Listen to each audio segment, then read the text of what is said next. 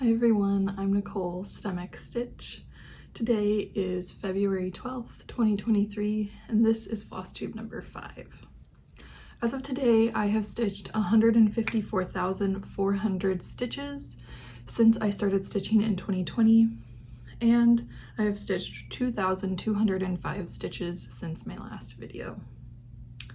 So I'm really excited to share with you my progress for this week, this past week in this video, answer some more of your questions from the comments, and also show you how I tackle storage of the entire DMC collection and the rest of my stitching supplies towards the end of the video. So I hope you're as excited as I am, and let's get started. Firstly, I'd like to say another thank you. I feel like I'm going to be saying thank you at the beginning of every video, but I think that's all right. I think that's a good thing. Thank you to everybody for your very kind comments and really warm reception of my talking about science in the last video. I really enjoyed sharing a little bit of an insight into how I got to where I am in my life as a scientist, and also a little bit about my work, and all of the lovely comments and people who said that they enjoyed hearing both about stitching and about my work as a scientist. Really made me excited to share a little bit more in the future about what life as a PhD student is like, what my hope for my career as a scientist is, and all of that stuff. So I'm looking forward to sharing that with y'all in future videos. I don't think I'll be talking about it too terribly much today, but it's on my mind, and if you stick around, you'll hear more about it in the future. So this week I don't have any finishes, and I don't have any fully finishes. I haven't gotten around to fully finishing the Lighthouse Day pattern by Tiny Modernist that I finished, and that I showed you finished in the last video. I was just busy stitching and not wanting to finish this week. I also have no new starts, and I only worked on one of my whips this week. So I got a lot of progress on one project, which I'm honestly really happy about, and that is Unexpected Visitors by Night Spirit Studios. So here is what, I'm not good at the directions when I'm seeing the camera in reverse.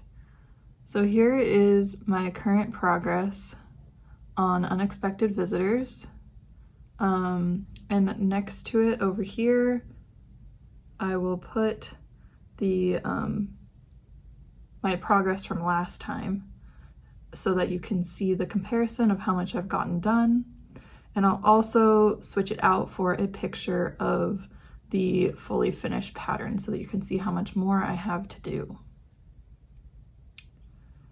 All right, so I'm stitching this one 1/1 on 28 count natural linen that I got from my local needle workshop, my LNS, called Thread Needle Street down in Issaquah, Washington.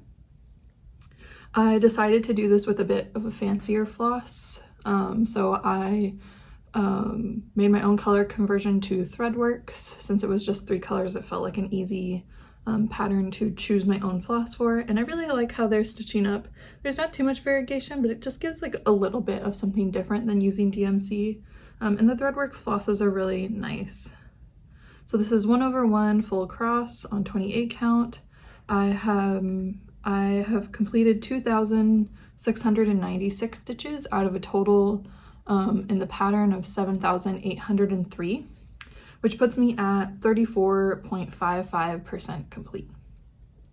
I'm honestly surprised that I've gotten this far in this amount of time. One of my Whip Go goals for this month was to get to 33% on this piece, so to get a third of the way done, and I've already hit that goal, and it's not even halfway through February, just barely under halfway through February. So I'm pretty happy with my progress on this last week of stitching on it. Both in the evenings and during my commute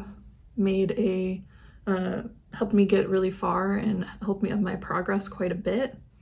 And so I'm thinking about maybe upping my whip go goal to 50% complete, which would also give me an extra open square on my whip go board. And let me put this down and oh my gosh, directions.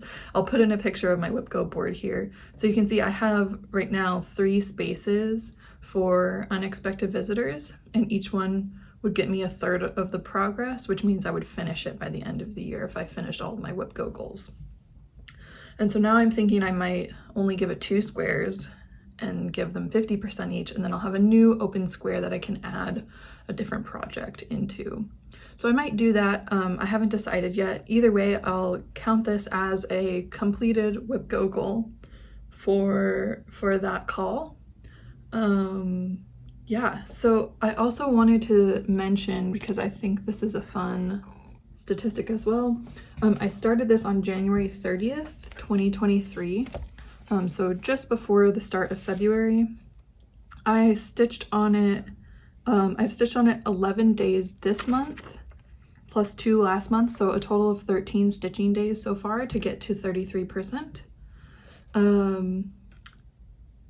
And is there anything else? I don't think so. So that's where I am with my whips right now. I ended up not working on Hidden Harbor, the Heaven and Earth design called Hidden Harbor, at all this this week. I was getting a little tiny bit tired of it from the previous week, and it is one of my whip go calls, so I'm trying to get to 10% on that. I think I'll pick it up again today. Probably will have a good amount of stitching time in the evening tonight, and I'm at only like 7.4% or something on that project, so I have a bit more work to do to hit my whip go goal. But I think taking a little break from it and focusing on this piece that has like a bunch of color blocking, no confetti and stuff like that, was a good break, and now I feel energized to pick up Hidden Harbor again. I feel like with big pieces like Heaven and Earth designs, you don't want to burn yourself out by saying that you have to work on them all the time, even though to get finishes on them you need to work on them for a substantial amount of time, and pretty regularly to see that progress. But I was happy to take this little break and spend some time on a different project. So yeah, that is my whip progress, and I guess that's also my plan. So my plan is to pick back up on my Heaven and Earth design Hidden Harbor for the next week, and hope to get a little closer to that 10% goal, maybe even meet it. That will be my evening stitching project when I'm home, because it's too big to bring with me anywhere else. And then Unexpected Visitors will stay for my commute project, and a filler project if I need to go somewhere and bring something small with me or anything like that. And hopefully that means that I will definitely hit both of my whip go goals for this month. So we'll see where I am on that next week when I come back with another video. Alrighty. I also don't have any purchases this week. I don't like make cross-stitching purchases all the time. I have definitely slowed down since I collected all of the DMC in my number of trips to Michael's and all of that. So I try to keep my purchases to like supplies I need to start things I'm planning to start soon, and refilling DMC if I run out of any colors, and patterns if they're on a really good sale. Otherwise I'll try to be good and not buy a pattern until I'm actually going to start stitching on it, unless it's on a really good sale or something like that. So I have accumulated a slight backstock of patterns that I'm planning to stitch, but probably won't even stitch in the next year. And I think in a future video I'll share a little bit more of those pieces with you, so that you can see like what I'm planning on working on and what you might see come up on my channel in the next year or a couple years, since I am trying to stitch the patterns that I already own before I start too many that I don't own. So I think that will be an extra segment in a different video coming up. So I think I will hop to showing you my storage now. You'll probably also get a little room tour with that, just so that you can see like how I've portioned off some storage for my stitching stuff. And I'll take you through both how I store and also what my stash is. So let's hop to that video now. All right, so let's go on a little bit of a room tour, shall we? I'll give you a little bit more of an idea of how I store my stitchy things in my room. Firstly, I'd like to draw your attention to this bookshelf, which holds a majority of my stitching finishes. Lots of them are in hoops, but some are also flat folds.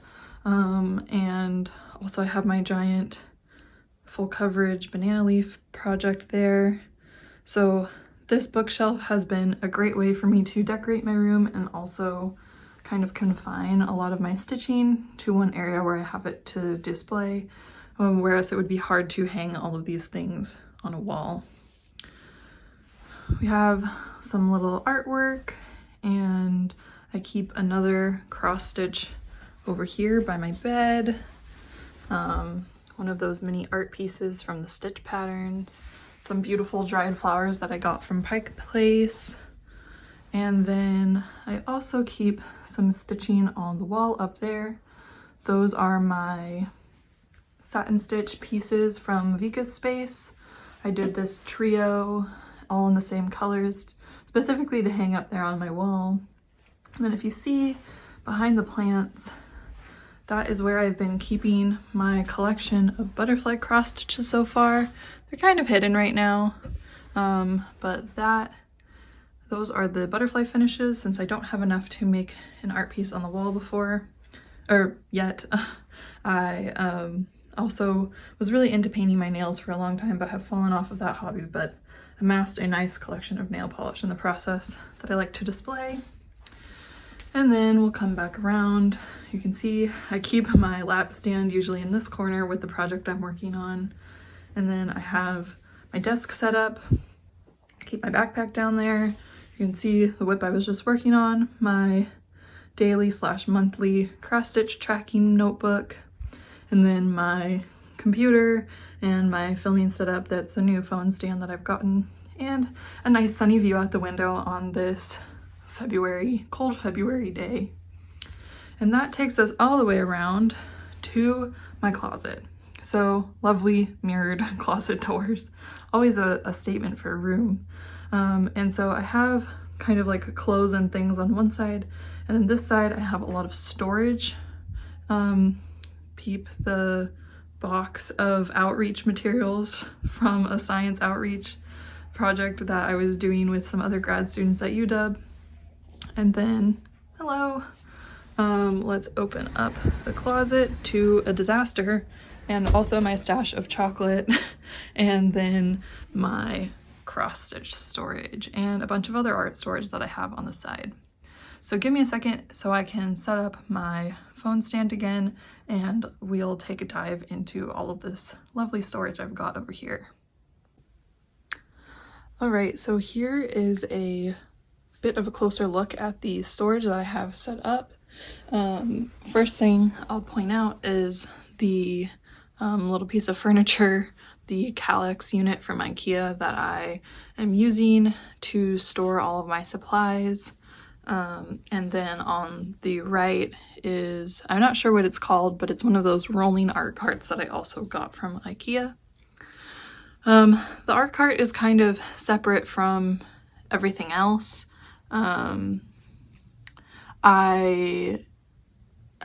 It's kind of like my home for abandoned hobbies. So I have a lot of like Nope, like in the, oh, sorry, still working on this whole filming setup thing. So in this bottom area, I have kind of like notebooks and nice drawing paper. In the middle shelf, I have a bunch of fountain pens and fountain pen inks.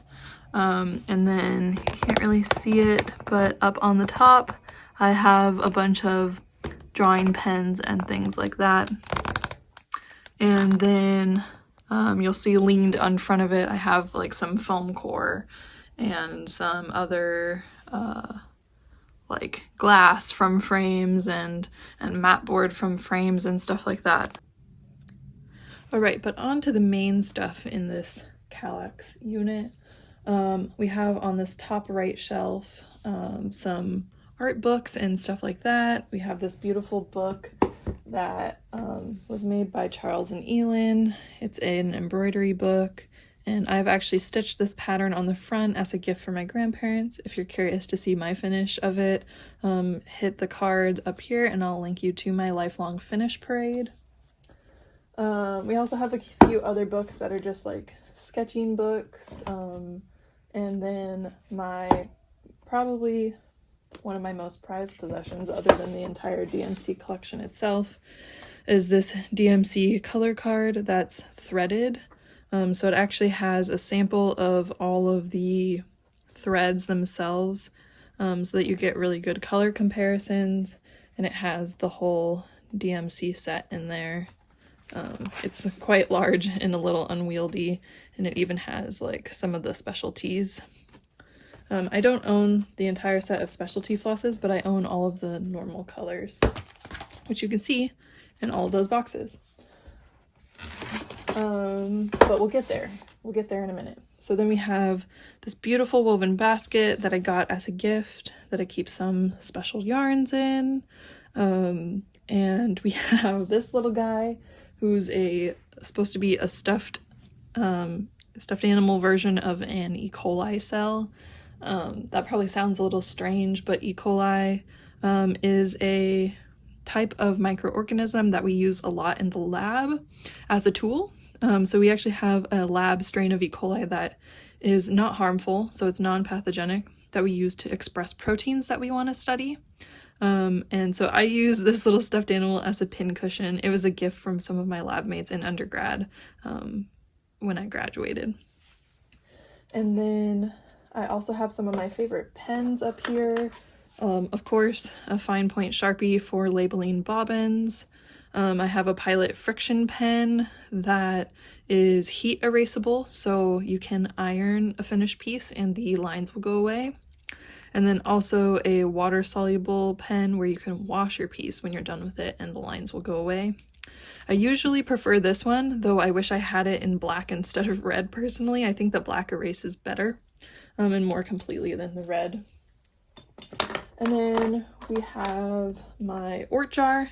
This is not all, but close to all of the orts from all of the stitching I've ever done. I think I started collecting these maybe in like end of 2020, early 2021.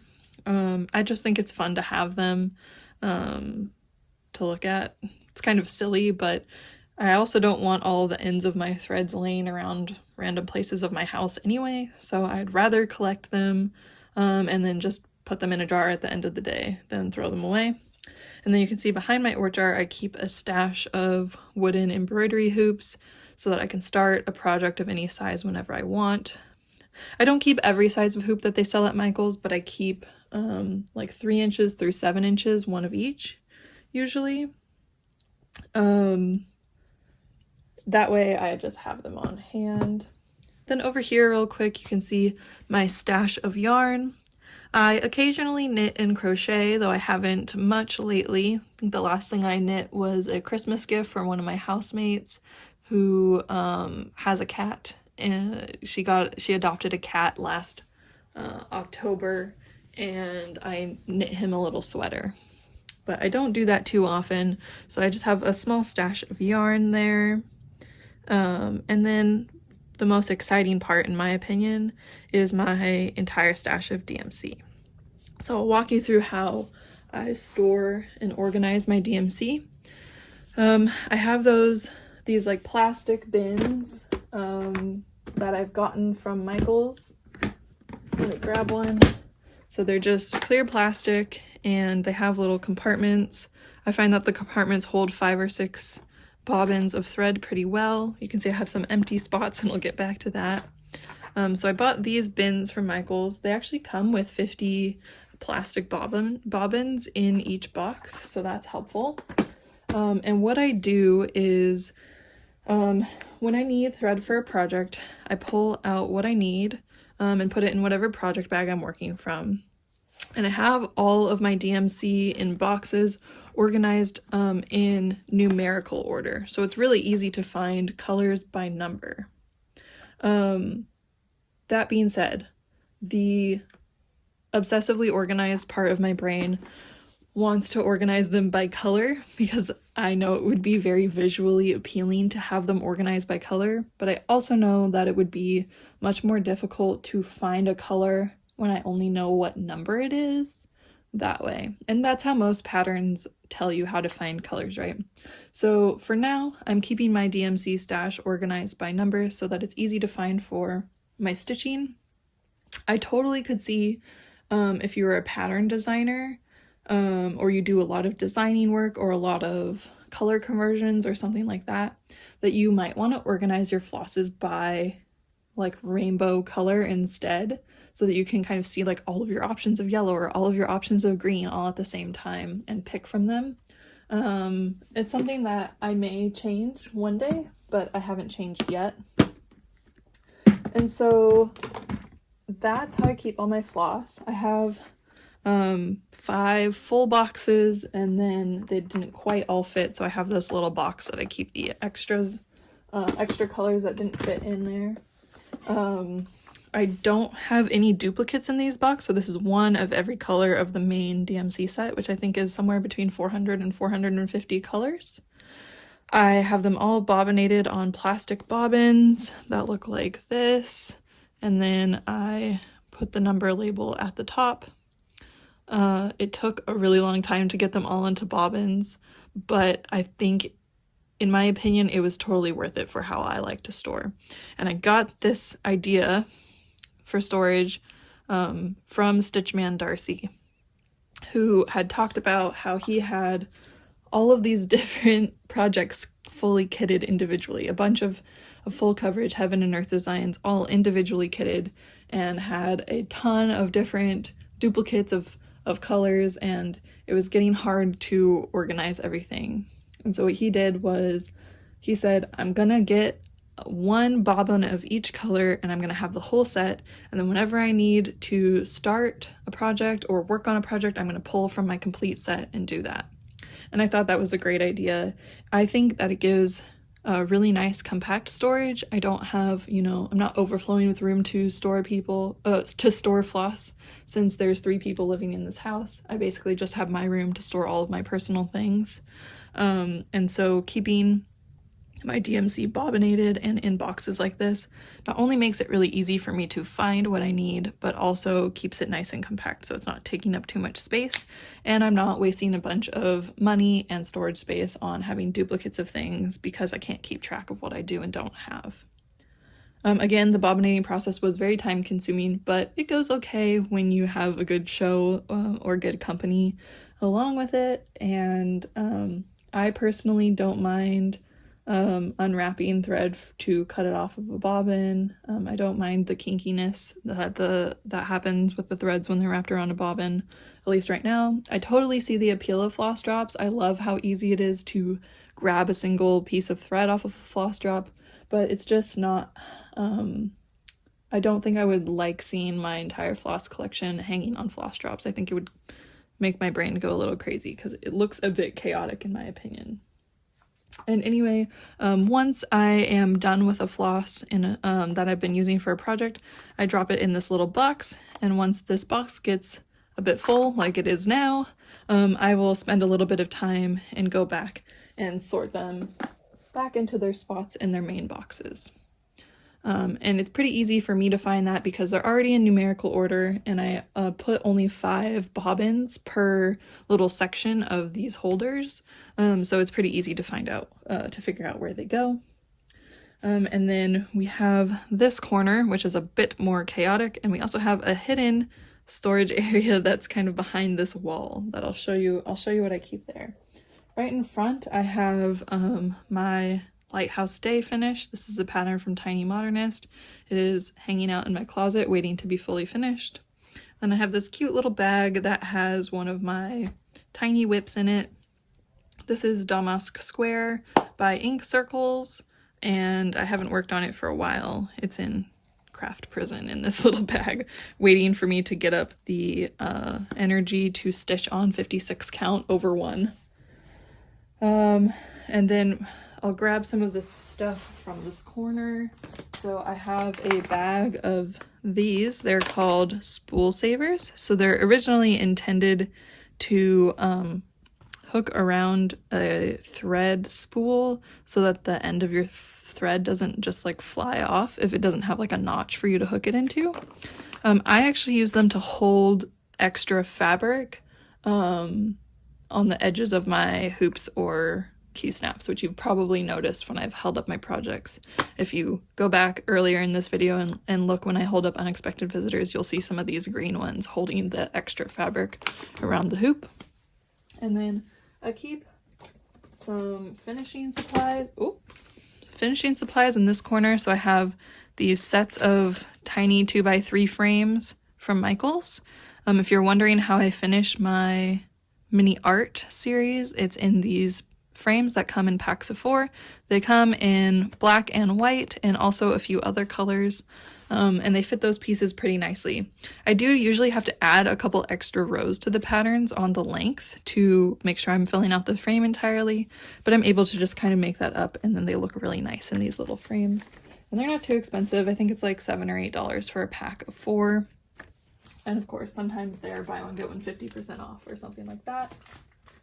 And then in this corner, I keep extra fabric that comes in like these bags or containers rolled up. I keep fabric there. And I also keep my projects that I have in progress. This is more fabric from Michaels. So I keep like 28 count white, 18 count white fabric on hand usually, because those are some of my go-tos. And then I also store my whips in these tubes once I've used up all of the fabric that comes in them. So this is my elegant lace whip, and this is my temperature cell whip stored in the side of my closet. And the last thing that I have hiding over here is some fancy floss. So I have a hook on the inside of that wall that I keep some floss stored in a slightly different way that doesn't fit into the DMC set. So I have these, which are DMC Pearl Cotton number 5. These were all of the flosses that I used to finish the Vika Space Mountain Satin Stitch embroidery pieces that I just showed you, the ones that are above my dresser. I store them like that because I don't have a box to put them in right now, and I had a ton of extra rings. I have my only threadworks that I own so far, so the flosses that I'm using for unexpected visitors. These skeins I think were like 20-yard skeins. There's just going to be so much extra left over. And then I have this white, which is mostly, whoa, bumping the camera. Okay. This white, which is the DMC Floche that I'm using for elegant lace, and then some fancy flosses that I've accumulated. These are all overdyed cottons. I currently do not own any silks. I would love to work on a project that had silks, but I just haven't set aside the money for it yet. So most of these browns and greens are from a project that I worked on that you can see in my finish parade. It's called Rolodex Morning Sampler by Michelle Bendy Stitchy. It's a gorgeous project. I love how it turned out, and the colors were beautiful. Totally worth using the overdyes for that one. And then I have these 2 flosses that I've actually never used before, but I bought on a whim when I needed to order one fancy floss, and I was like, well, one overdyed cotton can't travel alone. These colors are too beautiful to pass up, so I just bought them on a whim and figured I'd use them for some beautiful monochromatic piece sometime in the future. So that's my entire non-VMC collection of floss. Not much. And then we have a few more things over on this side that I'll show you. This is just an empty bag, but this is something that I keep a lot of my small projects in for traveling and stitching while I commute. Then I have this little bag. This has my other fabrics in it, so stuff that I get like from Threadneedle Street that comes folded up rather than in a tube, I keep in here. I'd like to have a stash of 18 count black Aida. I like to have a stash of 25 count Lugana. Not too many fabrics in there, and some scraps from old projects. I have some non-cross-stitch related things, which is I cross-stitched this, or sorry, I crocheted this little bag probably when I was like 10 or something like that. And ever since then, I've used it to hold all of my crochet hooks and crochet accoutrement. So funny little, this corner also always flaps up. I think my tension was like totally off. But it's kind of a cute little memento. And then I have all of the knitting needles that I own other than those straight needles in this little box, which I'm honestly very impressed with myself.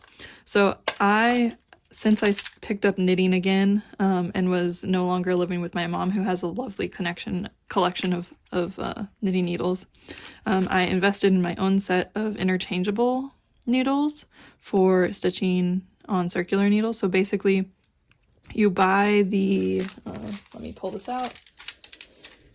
You buy these cords, and then you buy whatever size of needle tips you need, and they just screw right on. And you can buy, of course, like any size of needle that you need, but also different lengths of these. And the other cool thing is that since you can unscrew the ends, you can also put these stoppers on if you want to hold your knitting on a cord but don't need the needles for a different project or something like that. And what I really like about having invested in this set of needles, even though I don't use them all the time, is that they're incredibly compact to store, as opposed to having like a billion different sets of circular needles or straight needles and all of that. I can fit them all in this box, and I have quite a few, different sizes of needles in there. So it's nice compact storage, and they're really nice needles, so I would totally recommend investing in something like that. I have a bunch of hoops that just fell over. I have also some yarn that I'm hiding from myself. The things you find when you when you go through your stash are always fun. But I have this knitting whip that is also in Craft Prison. I knit like the whole body of this sweater from yarn that I actually salvaged from a different cardigan that I was never gonna wear. So I undid the cardigan and salvaged all the yarn, washed it up. It's a little bit old and worn, but not too bad. And I knit the body of this sweater, and then I didn't really love how it came out. I still love the pattern, but the body of the sweater kind of got like wider at the bottom, which wasn't super flattering. So I kind of want to tear out the last few rows of that and redo it, but I have not been in a knitting mood for a while. The rest of the stuff that fell over in here is more of my chaotic bits and ends. All of my plastic hoops, including those square hoops that I showed in a video a few weeks ago. I only ever use these for like working on a whip, but I don't ever use them to finish because I don't really like how they look. And then a bag of chaos and more bags of chaos falling over in the back. This has like my hot glue gun, some random old fabrics and felts that I'm probably never going to use but won't get rid of, and some graphite paper for tracing, which I don't really use for stitching, but I have. And then this cute little Christmassy project that my grandma found when she was going through my great-grandmother's craft supplies after she passed away and gave to me. So I'd really like to stitch this one day as like a memento for our family, but I haven't gotten around to it yet. I have this beautiful cross-stitch kit It comes with all the floss, and the fabric actually has the pattern printed on it. I got this from my boyfriend's mother as a gift, and it was a very sweet gift. I haven't gotten around to starting it yet. And then a bag of a bunch of printed cross-stitch patterns from before I started using Pattern Keeper. So I'll have to organize that back into there later. Oh, I forgot to,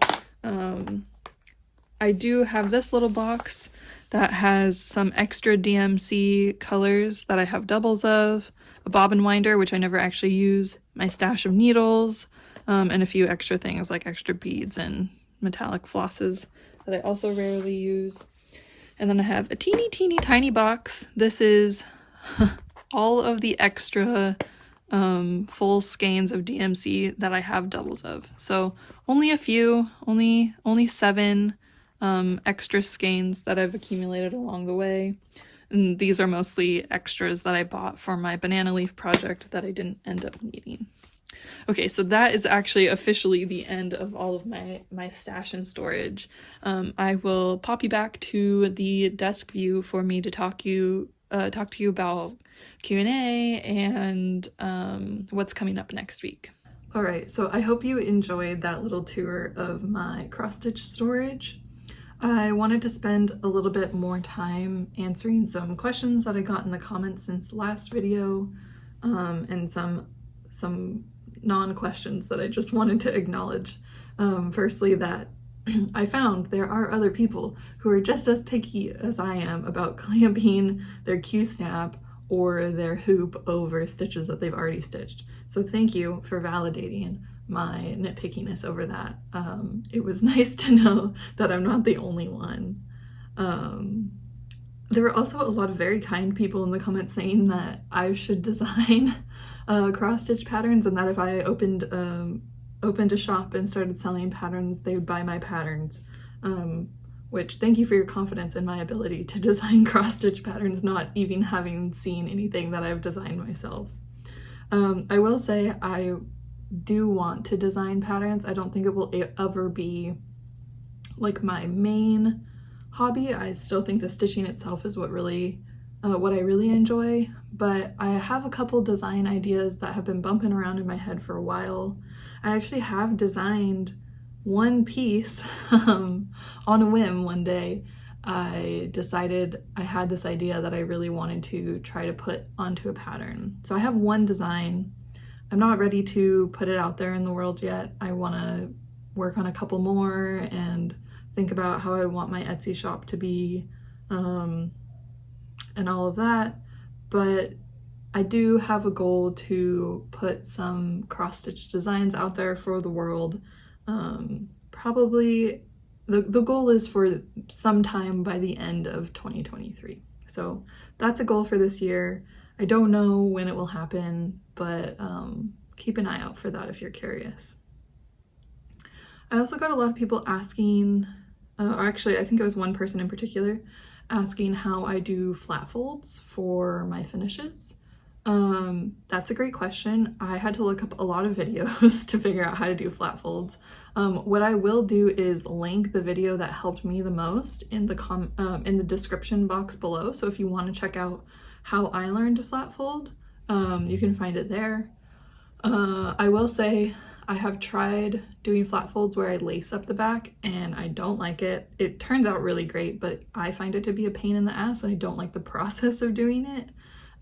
So I don't lace anymore. Instead, what I do is I bought some double-sided tape that's acid-free, so it's like safe for your fabric over long periods of time. And I use that to flat fold over foam core. And I think when I do my fully finish of the lighthouse pattern, I'll film that, hopefully, so that I can show you a little bit more in depth what I mean. So keep an eye out if you want to see how I flat fold personally, but also check out the link to another lovely YouTube tutorial for how to flat fold, which is how I learned to do it. Someone asked for a close-up of how I track my cross-stitching, which is a great question. I'd love to show you that. It's a giant Excel sheet. So again, I think I will reserve that for another short segment at the end of another video where I can talk you through all the ins and outs of how I track. That way I can give it the time that it deserves. So sorry to just keep saying, oh, keep watching my channel to find out the answers to the questions that you want to hear. But I don't want to just pack it all into one video and overwhelm everyone. I think it'll be fun to kind of release these things as we go. So keep an eye out for more information about how I track. And then a couple science questions, because I talked a lot about science last time, so I'm not going to talk too much here, but I did just want to address a couple comments that I got. The first one is that somebody asked, what is STEM? And I realized that I never said what STEM was, in case you didn't know or hadn't heard that acronym before. So STEM, S-T-E-M, is an acronym that stands for Science, Technology, Engineering, and Math. And it's a word or an acronym that's used a lot to just kind of generally refer to, you know, science and engineering and all of those different disciplines that kind of fit into that category. So if you haven't heard of STEM before, that's what it is. I have considered myself like a STEM person since probably middle of high school. So that's how I made my cross-stitch channel name, STEM xstitch. It's not about stem stitches, unfortunately. It's not about that embroidery stitch called stem stitch. It's about STEM, the acronym for science, technology, engineering, and math. And it felt like a good blend of, you know, my work and academic life and my hobby and creative side to have both of those in my channel name. So STEM xstitch, that's how I got that name.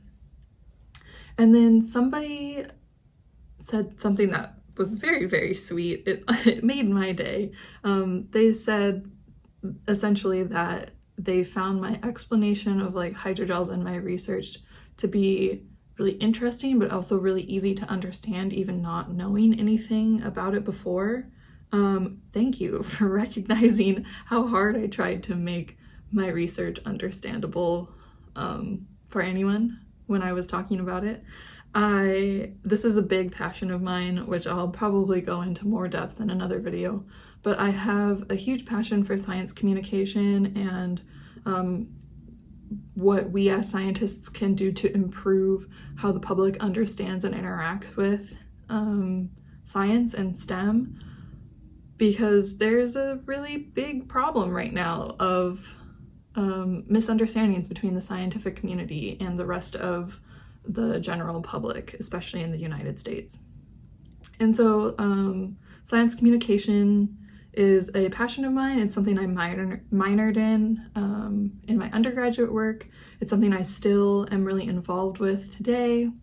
There's a lovely group at the University of Washington. It's a group of graduate students under the group name Engage.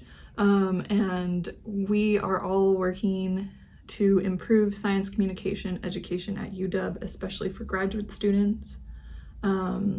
We do that through workshops, but also through a class. And I'm teaching that class this year. So this year I'm the instructor for our class, which is called Communicating Science to the Public Effectively.